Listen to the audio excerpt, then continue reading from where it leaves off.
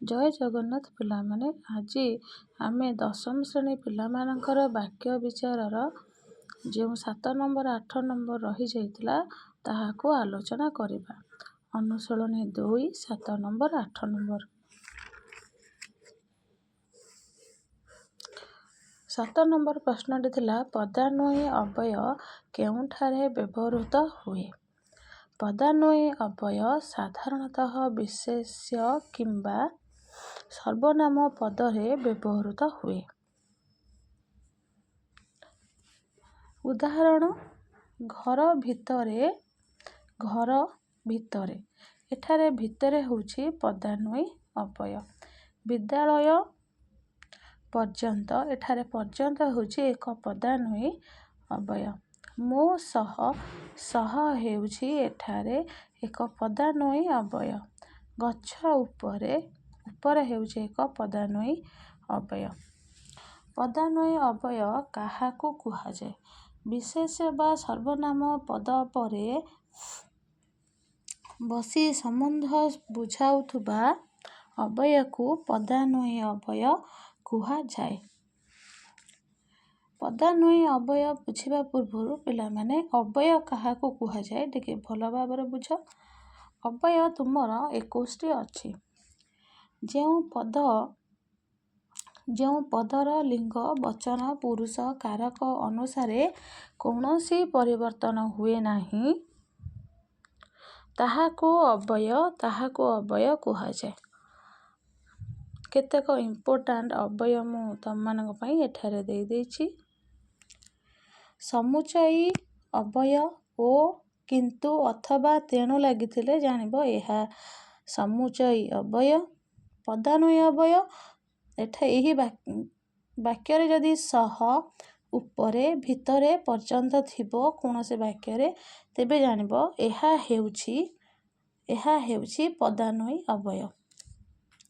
ବିସ୍ମୟ ଆଦି ବୋଧକ ଅବ୍ୟୟ, ଯଦି ବାକ୍ୟରେ ଆହା, ହାୟ, ପାହା, ଛି ଏବଂ ବିସ୍ମୟସୂଚକ ଚିହ୍ନ ଥାଏ ତେବେ ଜାଣିବ ଏହା ହେଉଛି ବିସ୍ମୟ ଆଦି ବୋଧକ ଅବ୍ୟୟ। କ୍ରିୟା ବିଶେଷଣ ଅବ୍ୟୟ, ଯଦି ବାକ୍ୟରେ ଆଜି, କାଲି, ଧୀରେ, ଶୀଘ୍ର ରହିଥିବ ତେବେ ଜାଣିବ ଏହା କ୍ରିୟା ବିଶେଷଣ ଅବ୍ୟୟ।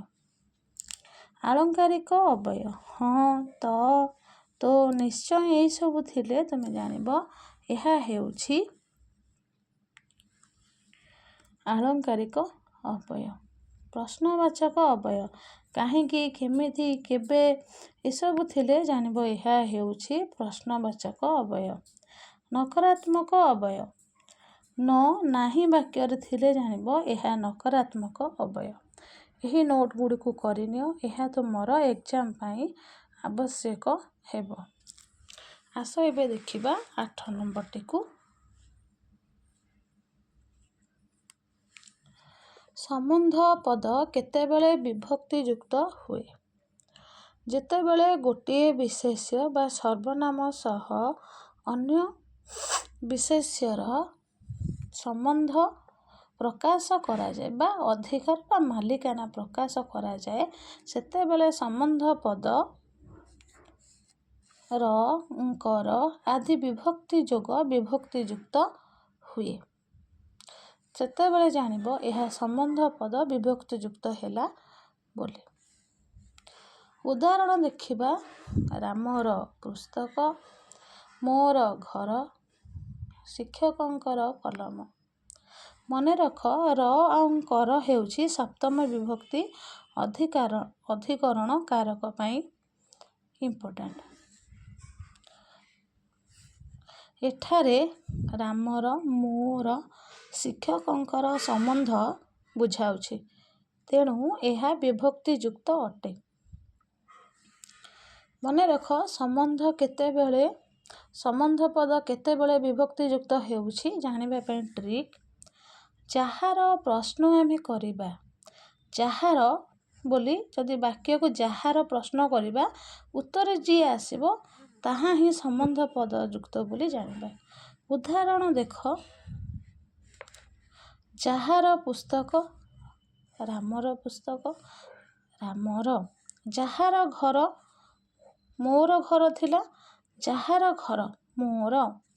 ଯାହାର ଉତ୍ତର ମିଳିଲେ ସମ୍ବନ୍ଧ ପଦ ବିଭକ୍ତିଯୁକ୍ତ ହୁଏ। ଯଦି ଆମେ ବାକ୍ୟକୁ ପ୍ରଶ୍ନ କରିବା ଯାହାର, ଉତ୍ତରରେ ଯିଏ ମିଳିବ ସିଏ ହିଁ ହେବ ସମ୍ବନ୍ଧ ପଦ। ଜୟ ଜଗନ୍ନାଥ ପିଲାମାନେ। ଏଇଭଳି ନୂଆ ନୂଆ ଭିଡ଼ିଓ ପାଇବା ପାଇଁ ମୋ ଚ୍ୟାନେଲରେ ଲାଇକ୍, ସେୟାର ଆଣ୍ଡ ସବସ୍କ୍ରାଇବ୍ କର। ଜୟ ଜଗନ୍ନାଥ।